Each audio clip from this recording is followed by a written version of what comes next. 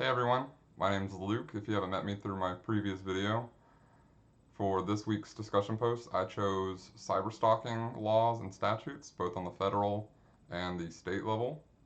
So let's just go ahead and get right in this. I've never really done a discussion post via video before, but for the state regulations, if you are convicted of cyberstalking, you are, I guess, eligible. You're capable of getting fined as well as up to 12 months in jail, which, let's just talk about cyberstalking a little bit. Cyberstalking is when you are accessing and looking at information that the person who owns the information, owns the content, isn't aware of. You're also, harassing them without their consent. You're, communicating with them without their consent. You're possibly trying to hack into their accounts to find information that they, might not publish publicly. So with cyberstalking, you're just focusing on a person who doesn't have knowledge that you're focusing on them. So you're just finding interest in this person and you're continually harassing them and disrupting their life. So definitely not something we want to promote.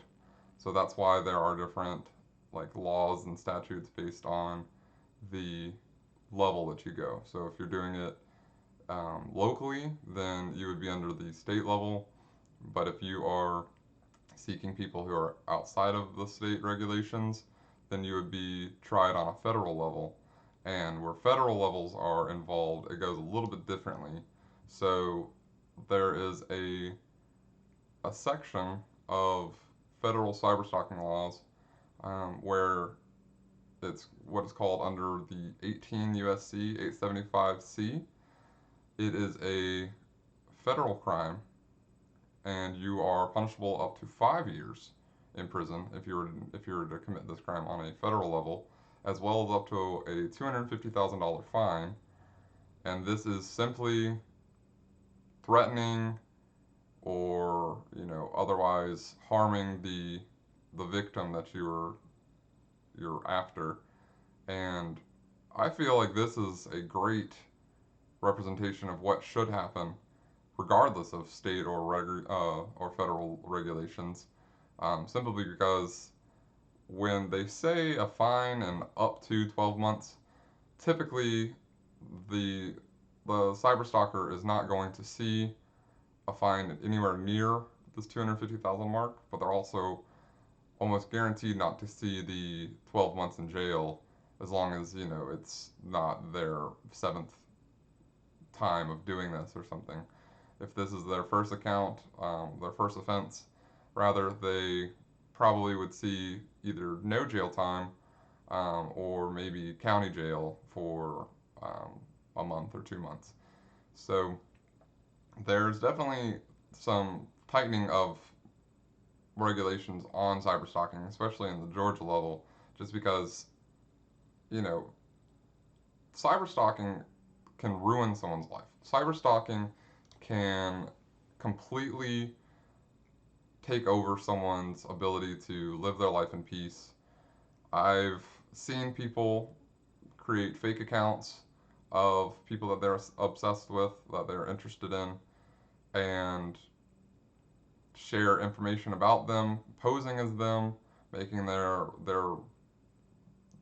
friends and family members think that it's really them when it's not, and causing them to just have a bad time when it comes to living their ordinary life. So cyberstalking also can, happen within the regards of phone tapping.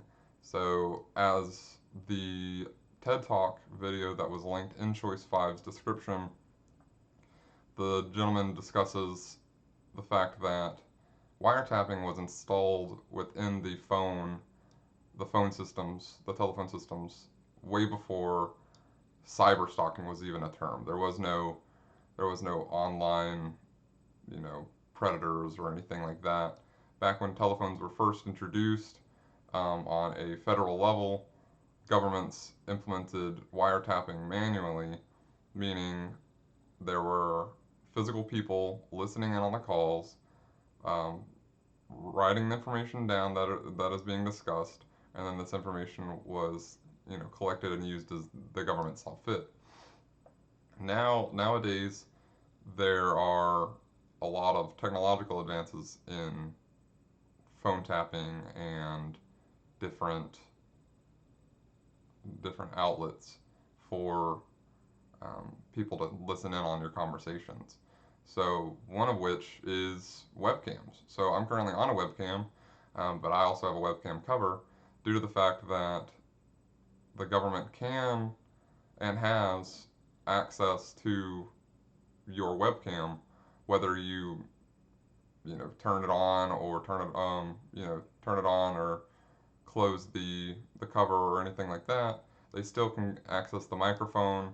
If the cover is not on, they can still access the webcam itself and view what you're currently doing or what's happening in the surroundings of that webcam.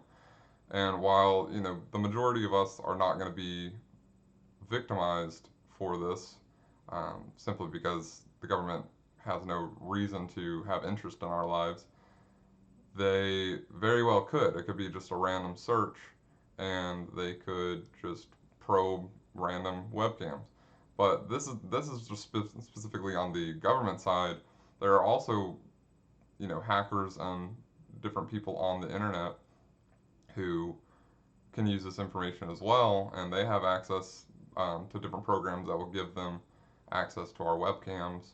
And this is where it gets really frightening, basically due to the fact that these users can, sell this information. They can,